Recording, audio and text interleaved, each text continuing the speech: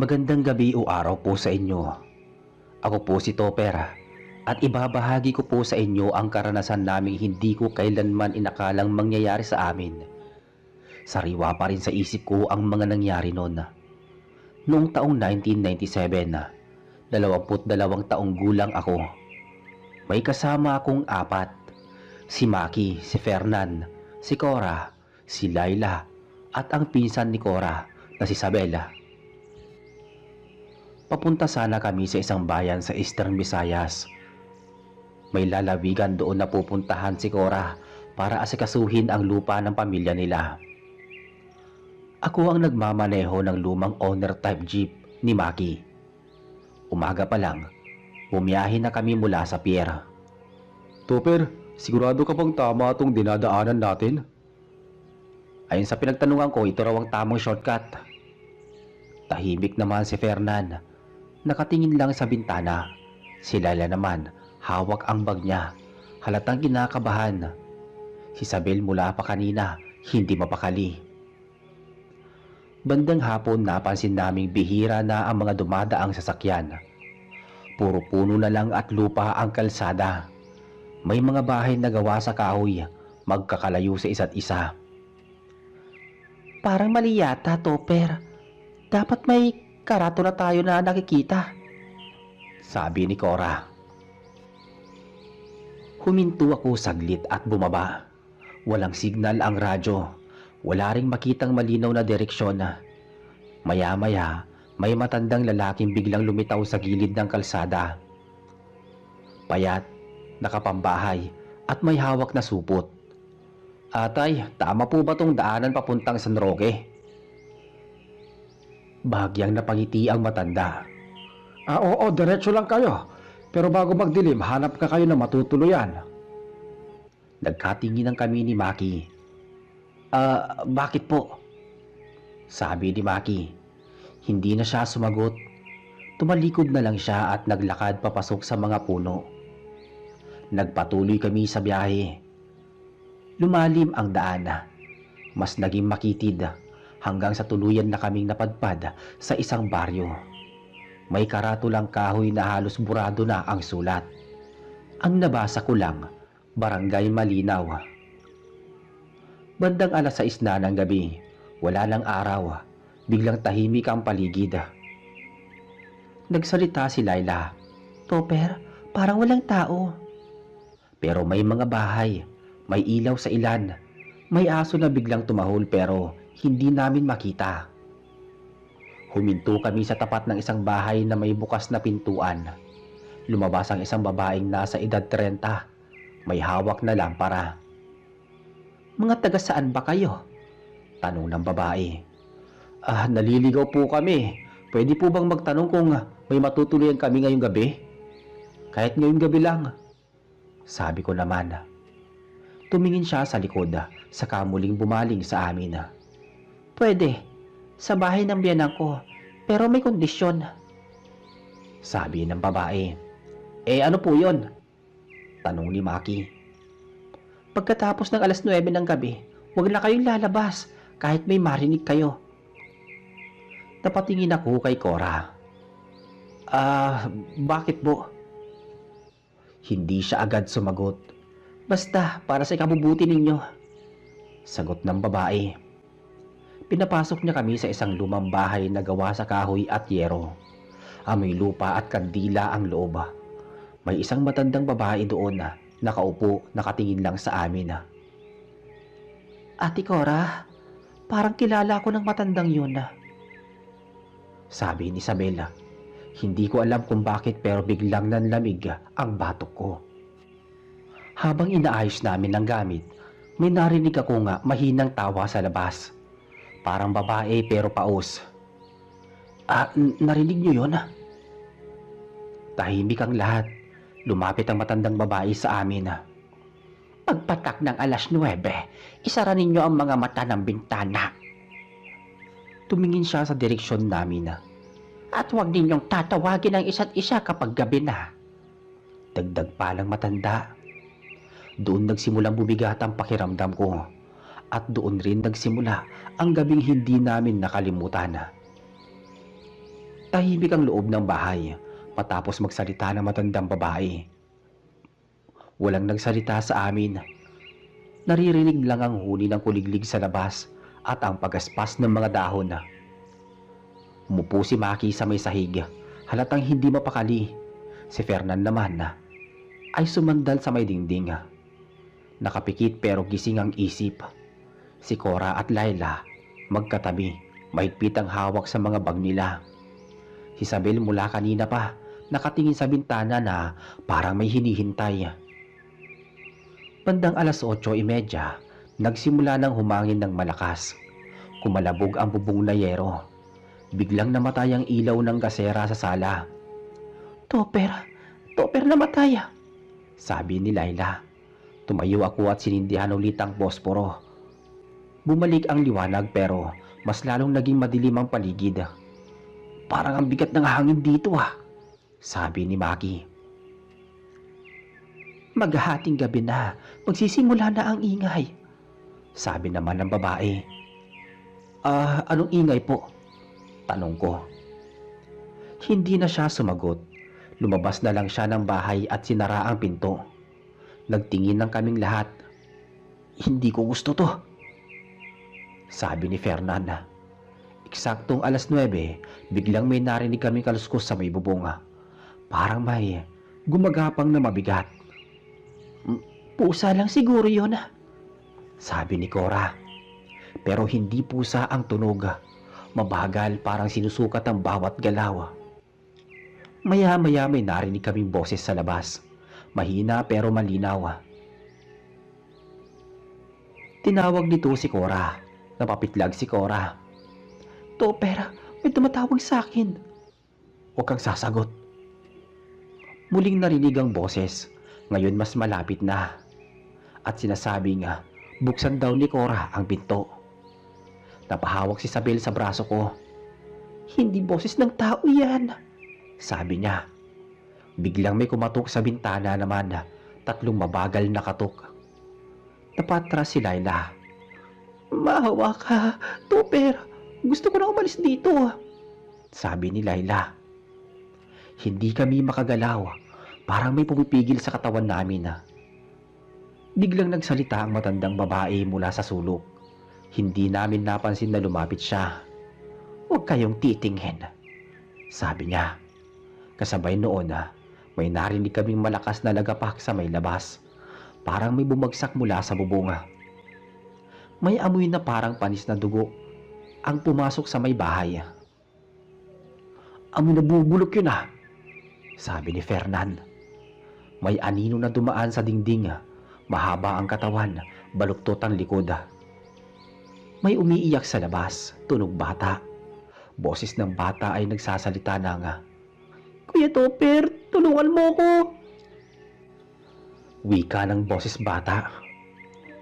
Huwag kang gagalaw, sabi ni Maki. Biglang tumahimik ang lahat. Makalipas ang ilang segundo, may narinig kami mabilis na yabag papalayo. Parang tumakbo papasok sa may gubat. Bumukas ang pinto. Bumalik ang babaeng nagpatuloy sa amin. Pawis na pawis, nanginginig. May isa sa inyo ang tinatawag nila, sabi ng babae. Napatingin siya kay Isabela.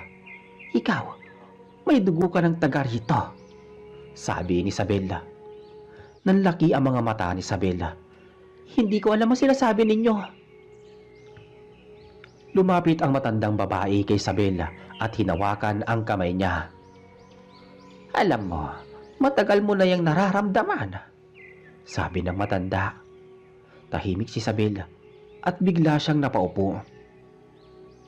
Simula bata ako, may naririnig akong tinig sa panaginip, sabi niya. Nagkatingin ng kaming lahat.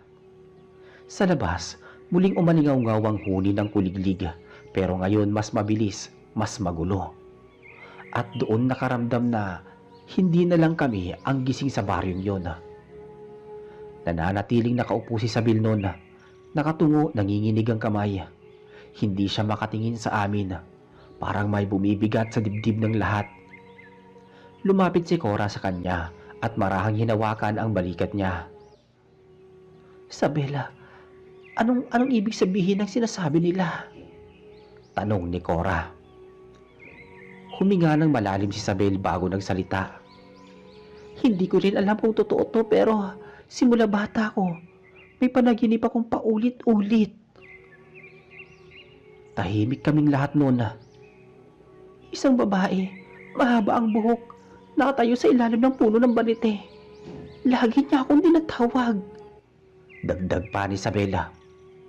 Napatingin si Maki sa bintana. Balite? Marami niyan dito sabi ni Maki. Sumingit ang matandang babae at nagsalita. Hindi panaginip yun. Tawag yun. Sabi ng matanda. Biglang kumulog sa malayo. Walang ulan pero ramdam ang bigat ng hangin. Kung may tumatawag sa kanya, bakit hindi pa tayo umalis habang may oras pa? Sabi ni Fernanda. Umiling ang babae. Hindi kayo makakaalis ngayong gabi. Teka, bakit po? Sarado na ang daan. Anong ibig niyo sabihin sarado na? Singit ni Laila. Hindi na siya sumagot. Sa halip, kinuha niya ang kandila at inilapit sa bintana. Isinilip ko rin. Nakita ko ang daan na dinadaanan namin kanina. Hindi na ito daan. Parang lupa lang na may damo. Wala nang bakas ng gulong. Kanina lang nandun yung kalsada. Sabi ko. Iba ang itsura ng daan kapag gabi. Sagot ng matanda. May biglang tumunog sa ilalim ng bahay. Parang may naglalakad sa putikan. May tao ba sa ilalim? Tanong ni Maki. Dahang-dahang yumuko si Fernan at sumilip sa pagitan ng sahig na kahoy. Topper, paa ba yun? Teka, paa ng tao? Hindi baliktad Napatras si Laila at napasigaw naman. Diyos ko! May mahabang ungol mula sa ilalim. Mabagal, parang nasasaktan. Maya-maya, biglang nagsalita si Isabela. Nanginginig ang boses. Naririnig ko sila. Sino? Tanong ni Cora. Mga babae, galit sila. Sagot ni Isabela. Huwag mong papakinggan. Huwag mong sagutin. Sabi na matanda. Biglang may kumalabog sa pinto naman na isang malakas na suntok. Napatalon si Maki. Teka, may gustong pumasok. Muling kumalabog ang pinto ng mas malakas. Maya-maya may boses na lumabas. Paus, pilit ginagaya ang tono ni Cora. Topper, buksan nyo. Ako to. Sabi ng boses. Napatitig si Cora sa pinto. Teka, hindi ako nagsasalita. Okay, lalapit. Unti-unting bumukas ang bintana sa gilid. Walang humahawak noon dahan-dahan lang itong umaangat. Maya-maya may pumasok na hangin na may amoy lupa at dugo. Sa liwanag ng kandila may nakita akong anino na dumaan sa kisame. Baliktad ang ulo, nakadikit sa yero. Topper, nasa taas, sabi ni Laila. Biglang tumigil ang anino. Matinis, parang babae pero hindi tao. Kasabay noon hinimatay si Isabela. Sinubukan kong buhatin siya kasama si Maki. Kailangan nating bantayan siya, sabi ko naman. Tumango ang matandang babae. Dahil siya ang susi, kung makakaalis pa kayo, sabi niya. Sa labas, muling nagsimula ang yabaga. Hindi isa, kundi marami sila. Palibot ng bahay, may gumagalaw. At doon ko naintindihan na hindi kami bisita sa baryong yon. Kami ang pakay. Mas lalong lumalakas ang ingay sa labas. Hindi na ito basta yabag lang. Parang may nagkakalkal sa ilalim ng kubo. May gumagapang sa dingding at may gumagalaw sa bubong ng sabay-sabay. Mahigpit kong hinawakan si Isabela habang walang malay. Mabigat ang katawan niya, parang hinihila pababa. Topper, Hindi na iisa yan, sabi ni Maki. May marahang kumalmot sa pinto. Hindi malakas pero paulit-ulit, para sinasadya para hindi agad mapansin na. Ayoko na rito, sabi ni Laila. Pinilit ni Cora na yakapin si Laila para patahimikin. Tahimik ka lang, pakinggan mo ako. Mga aswang yan, matagalan nilang hinihintay ang gabi. Singit ng matanda. Nalaki ang mga mata ni Fernan. Ibig sabihin, alam nila na nandito kami. Tumango ang matanda. Alam nila kung sino ang kaya nilang kunin. Dagdag pa nito. Maya-maya biglang may tumama sa dingding. Hindi suntok, parang ulo. Napaatras si Maki. Ano yun? Mula sa bintana naman may pumasok na mahabang daliri. Maitim, payat, may mahahabang kuko. Kumapit ito sa kahoy. Topper, kamay yan sabi ni Laila. Agad kong sinara ang bintana at tinulak pababa ang kahoy. Ngunit may maririnig na tawa sa labas. Paus at masaya. Nandyan na kayo, sabi nito. Biglang may sumagot mula sa kabilang gilid. Isa pang boses iyon. Sa wakas. Naririnig ko sila sa isip ko, sabi naman ni Cora. Huwag mong papakinggan. Baliwalain mo lang, sagot ko naman. Maya-maya biglang bumukas ang pinto ng bahagya. Hindi namin ginalaw pero may sumilip na muka. Babae, paputla, baliktad ang mga mata. Buksan niyo pa, sabi ng nilalang. Isinara ng matandang babae ang pinto at sinandalan. Huwag kayong gagalaw, wika ng matandang babae. Sa bubong naman, may gumagapang ng mabilis. Narinig ang pagkakakalansing ng yero. Parang may dumadami. Topper, napapaligiran tayo. Maya-maya nagising si Isabela. Bigla siyang huminga ng malalim at dumilat ang mata. Narito na sila, sabi ni Isabela. Isabela, anong sinasabi mo? Umupo siya kahit nanginginig. Hindi nila gustong pumasok. Dagdag pa ni Isabela. Nagkatinginan kami noon anong ginagawa nila sa labas? Tanong ni Fernan. Hinahabol nila ako. Maya-maya, biglang may sumigaw sa labas. Hindi babae, hindi lalaki. Parang hayop. Kasunod noon, may malakas na hampas sa may bubong. Bumigay ang isang piraso ng yero. At may aninong bumaba, baliktad ang katawan, nakadikit sa kisame. Bumuka ang bibig ng nilalang, mahaba ang dila at nangingitim. Sabel! Wika ng aswang. Napatras siya at napasigaw. Wag! Wag! Biglang humiyaw ang lahat ng nasa labas, sabay-sabay. Sa paligid ng kubo, may naglalakad naman. May gumagapang, may lumilipad. At sa gitna ng ingay, nagsalita muli ang matandang babae. Kapag kinuha nila siya, hindi na kayo makakalabas. Mas lalong humigpit ang hawak ko kay Isabela habang ang mga aswang sa labas ay patuloy na naghahanap ng paraan para makapasok. Unti-unting bumigay ang isang bahagi ng dingding sa bandang likod ng kubo.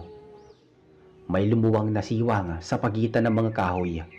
Mula doon, may sumingit na mahabang braso, payat at nangingitim at may matutulis na kuko. Topper, pumapasok na sila, sabi ni Laila. May marahang tawa na nagmula sa siwang. Hindi malakas pero malinaw. Amoy sariwa. Biglang may isa pang pumasok mula sa kisame. Bumagsak ito sa may sahig ng nakatalikod. Baluktot ang binti, pero nakatayo pa rin naman. Umiikot ang ulo niya. At dahan-dahan siyang humarap sa amin. Huwag kayong gagalaw, sabi ni Maki. Parang sinisipsip ng nilalang ang hangin. Lumaki ang ilong nito at gumalaw ang dibdib. Marami kayo. Maya-maya may isa pang pumasok sa bintana. Babae ang itsura, mahaba ang buhok pero wala ang mga mata. Nakangiti siya habang naglalakad na papalapit. Napatras naman si Cora at natapilok. Hinila ko siya subalit. May humahatak sa akin, sabi ni Cora. Sinipa ni Fernan ang kamay hanggang bumitaw. Narinig ang tunog na parang nabasag na sanga. Sumigaw ang aswang pero masaya ang tunog. Hindi sila nasasaktan, sabi ni Fernan. Sa sulok ng bahay may dalawa pang aswang na pumasok. Nakayuko sila, parang inaamoy ang sahig. Unti-unti silang lumalapit kay Layla. Huwag, maawa kayo, sabi ni Layla. Tumawa ang isa. Hindi kami marunong maawa, sabi ng aswang. Biglang humatak ang matandang babae sa isang maliit na kahon. Nasa ilalim yon ng mesa. Binuksan niya ito at naglabas ng tuyong dahon at abo. Huwag kayong lalapit sa gitna, sabi ng matanda. Topper, tanggalin mo yon. Ibinato niya ang abo sa sahig. Umalingasaw ang amoy. Umatras ang dalawang aswang at napasigaw. Pero hindi lahat ay umatras. Ang aswang na nasa kisame bigla bumaba at tumapo sa likod ni Maki. Napasigaw siya. Topper, tanggalin mo. Hinila ko ang nilalanga. Mabigat at madulas ang balat nito. Tumama ito sa dingding at gumapang palayo habang tumatawa. Sa pinto naman tuluyan nang bumigay ang kandado. Dalawa pang aswang ang pumasok pero pareho silang nakatingin kay Sabel. Nararamdaman ko sila. Lumapit ka sa amin, Sabel. Pero hindi siya makagalaw. Parang may pumipigil sa katawan niya. Lumapit ang isa sa aswang at dahan-dahang parang nasasayahan sa ginawa niya. Sabela! Sigaw ni Cora. Biglang sumigaw ang matandang babae.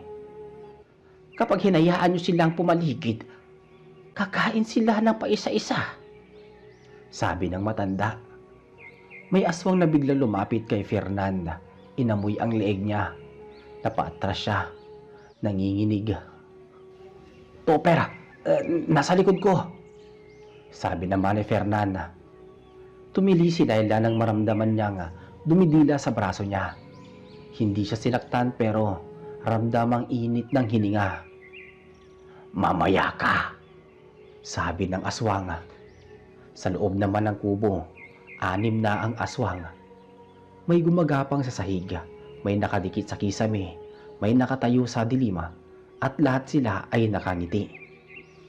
At sa gitna nila, unti-unting lumalakas ang ungol ng gutom. Lumapit ang aswang na pinakamalapit kay Fernan. Dahan-dahan itong inilapit ang muka sa leeg. Bumuka ang bibig nito at kita ang may itim na ngipin.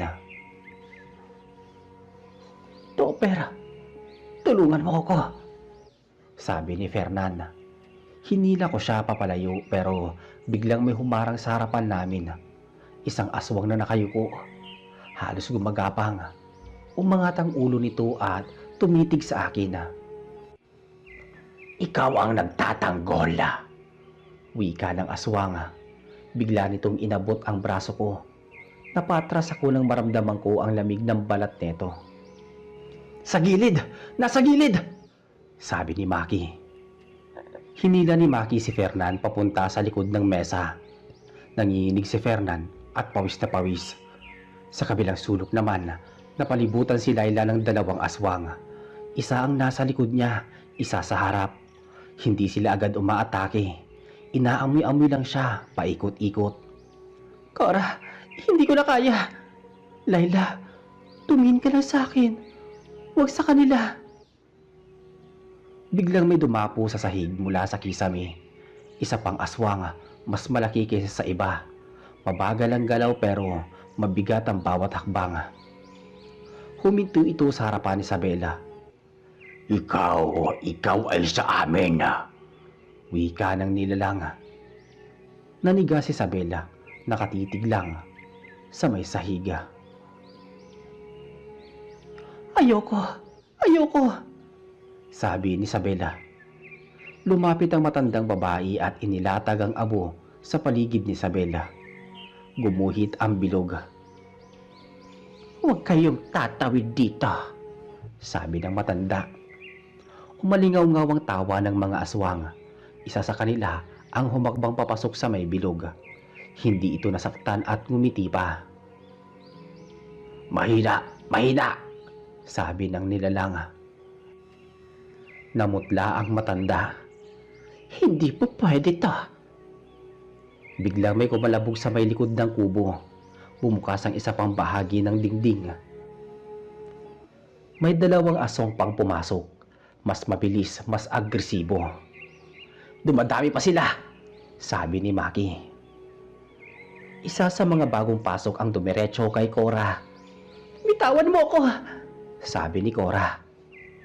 Sinubukan kong lapitan si Cora pero may humarang ulit. Ang aswang na humawak sa akin kanina, nakangisi ito. Samantala sa may sahig may narinig kaming pag-iyak. Hindi galing sa amin na parang batang babae. Gumagapang ang tunog sa ilalim ng mesa. Teka, may umiiyak, sabi ni Layla. May maliit na anyong lumabas mula sa dilim. Mukhang bata pero mali ang galaw. Baluktot ang mga paa. Paurong ang mga tuhod. Nauna kami, sabi ng nilalang. Napatras si Maki at nadapa. Agad siyang nilapitan ng dalawang aswang. Inamoy nila ang mukha niya. Topper, huwag mo kong iiwan, sabi ni Maki. Hinila ko siya palayo pero may humila din sa paa niya. Malakas, halos hindi ko siya mabuhat. Sa gitna ng kubo naman sabay-sabay silang tumigil parang may hinihintay na utos.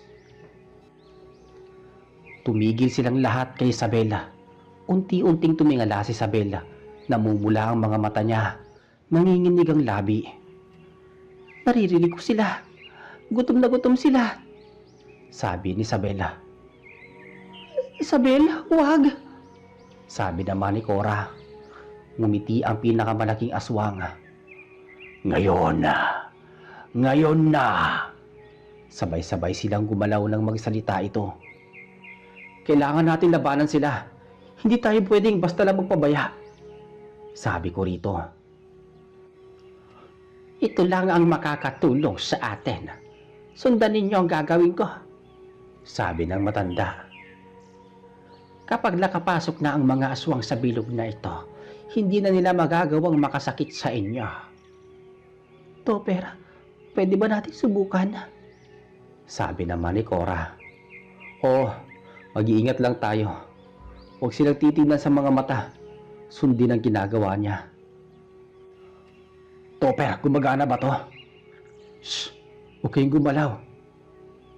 Huwag kayong lalapit sa kandila. Dapat manatili kayo sa gitna.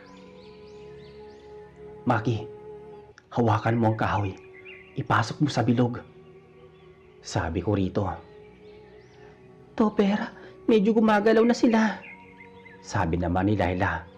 Huwag kayong lumabas sa bilog. Hawakan niyo ang palakol. Ang lakas ng dami nila. Pero parang natatakot sa abo. Oo, ngunit kailangan natin silang pigilan hanggang magbukang liwayway. Maki, Fernan, sama kayo sa akin dito sa kaliwa. Cora, hawakan mo si Layla, sabi ko naman. Sa pagtutulungan, unti-unti naming napabayaan ng ilan sa mga aswang sa gilid ng kubo. May 3 aswang na natigil sa pintuan, hindi nakapasok sa may bilog ng abo. Gumagamit pa kayo ng tubig mula sa balde, buhusan sa abo at sa paligid ng bilog, sabi ng matanda. Topper, parang natatakot na sila. Tama, tuloy lang tayo. Huwag kayong lalapit sa kanila. Sa tulong ng matanda at ng bilog na abo, palakol, kahoy at tubig, nakontrol namin ang kilos ng mga aswang sa loob ng kubo.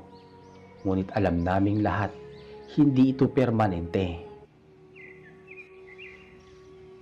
Magkakaroon sila ng lakas sa dilim. Kailangan manatili kayo sa gitna hanggang sa sumikat ang araw, sabi ng matanda. Mabilis ang pintig ng puso namin habang nakatingin sa mga aswang sa labas ng bilog. Halos hindi na umuusad ang oras at ang liwanag ng kandila ay nangihina. Topper, parang lalakas na naman sila. Huwag kayong lalapit. Dapat manatili tayo dito sa gitna ng bilog. Maya-maya, napatingin si Isabel sa matanda. Nanginginig pa rin. Kailangan ba talaga nating labanan pa sila? Kung gagaling sila sa labas, hindi kayo pwedeng lumabas. Kung gagawa kayo ng galaw sa labas, agad nilang makikita ang kahinaan ninyo. Topper, paano natin mapipigilan ang mga to? Hinawakan ko ang palakol at kahoy nang marinig ko ang sinabi ni Cora. Sabay tayong tatayo. Maki, sa kanan mo. Fernan sa kaliwa. Cora, hawakan mo si Laila at Sabel. Manatili ka sa gitna ng bilog, sabi ko rito. Tumayo kaming lahat, nanginginig ngunit determinado. Kapag humakbang sila, itulak ninyo gamit ang kahoy. Abangan ang bawat galaw. Huwag kayong matakot, sabi ng matanda. Topper, ang laki ng gagawin namin, sabi ni Maki. Kaya natin to, magtulungan tayo. Hinawakan namin ang kahoy, sabay-sabay na itinulak ang unang aswang na humakbang papasok. Kailangan palang ritual. Ipagpatuloy ang abo at kahoy. Hindi sila napipinsala, sabi ng matanda. Kumuha siya ng abo at tinapik sa sahig sa paligid ng bilog habang ang mga aswang ay nagsimulang umiwas. Nakaramdam ako ng kaunting ginhawa pero alam namin panandalian lang yun. Topper, baka marami pa silang susunod, sabi ni Cora. Maganda tayo sa lahat ng galaw nila, sabi ko naman. Topper, parang hindi nila kami makakalimutan. Parang gusto talaga nila kaming kainin, sabi naman ni Laila. Hindi, kaya natin sila. Basta manatili lang tayo dito sa loob ng bilog, sabi ko naman. Pinindot ng matanda ang palad ni Isabela, nagbigay ng malakas na enerhiya. Gagamitin natin ang lakas mo para pigilan sila, sabi ng matanda. Sige, susubukan ko, sagot ni Isabela. Topper, gumagana ba? Oo, patuloy lang. Huwag kayong gagalaw sa labas ng bilog. Maya-maya pa, unti-unting nagulat kami nang makita na ang ilang mga aswang ay nagtatangkang umatras, umiiwas sa mga galaw ni Isabela at ng matanda. Ngunit may isa pang grupo pa rin na nagmamasid sa paligid, naghihintay ng pagkakataon. Ang bilog ng abo, kahoy, palakol at ritual ng matanda kasama ang galaw ni Isabela ang nagiging sandata namin laban sa gutom at galit ng mga aswang sa labas. Sa loob ng kubo kahit nanginginig, alam naming ito lang ang paraan para mabuhay hanggang sa sumikat ng araw. Habang nakaposisyon kami sa loob ng bilog, may narinig kaming marahas na kaluskos mula sa bubong. Isa pang aswang ang bumagsak mula sa kisame pero sa halip na lumapit sa amin, natumba ito sa may sahig at mabilis na umatras. Halatang natatakot sa init at amoy ng abo. Topper, tila natatakot na talaga sila. Oo, pero huwag kayong magpakaloko. Marami pa rin ang nakapaligid, sabi ko naman. Topper, lalapit na sila. Maki, hawakan ang kahoy. Cora, hawakan si Laila. Huwag kayong gagalaw sa labas, sabi ko naman dito. Hindi kayo makakalapit, sigaw ni Isabela. Topper, nakakatakot sila. Manatili lang tayo sa gitna. Huwag kayong lalapit sa kanila. Maya-maya biglang may dalawa pang aswang ang sumilip sa bintana. Halata ang kuryosidad at gutom sa mga mukha nila. Subalit, sa tuwing lumalapit sila sa abo at kahoy na yon, natatakot sila at dahan-dahang umaatras. "Kaya natin ito. Manatili lang kayo sa gitna hanggang sa umaga," sabi ng matanda. Sa paglipas ng ilang sandali, ang mga aswang ay tuluyang huminto. Huminga ng malalim si Maki habang si Fernan naman ay umupo sa may sahig. Nanginginig pa rin. Si Cora at Layla ay mahigpit na magkayakap at si Isabel ay nakatingin sa abo. Humihinga ng mabuti. "Lahat tayo ligtas na. Hindi na nila kaya pang pumasok," sabi ko naman. Tahimik ang paligid. Walang maririnig kundi huni ng kuliglig at malamig na hangin. Ang mga aswang naman ay lumayo sa labas. Bumalik sa dilim ng kagubatan. Hindi na muli sumubok na pumasok. "Ngayon lang natin masasabi, nakaligtas kayo." Unti-unting bumaba ang tensyon sa loob ng kubo. Napatingin ang bawat isa sa isa't isa. Halatang pagod, nanginginig ngunit buo ang loob. "Topper, nakaligtas na ba tayo talaga?" tanong ni Layla. "Oo, salamat sa lahat ng tulong ninyo at kay Isabel at sa matanda. Hindi namin kaya to kung nag-iisa lang kami," sabi ko naman. "Natakot ako pero nakatulong ako," sagot ni Isabela. "Sana hindi na sila bumalik pa," singit naman ni Cora. Huminga ng malalim ang lahat habang unti-unting sumisikat ang araw. Nagpapalitan ng liwanag sa paligid ng liblib na baryo.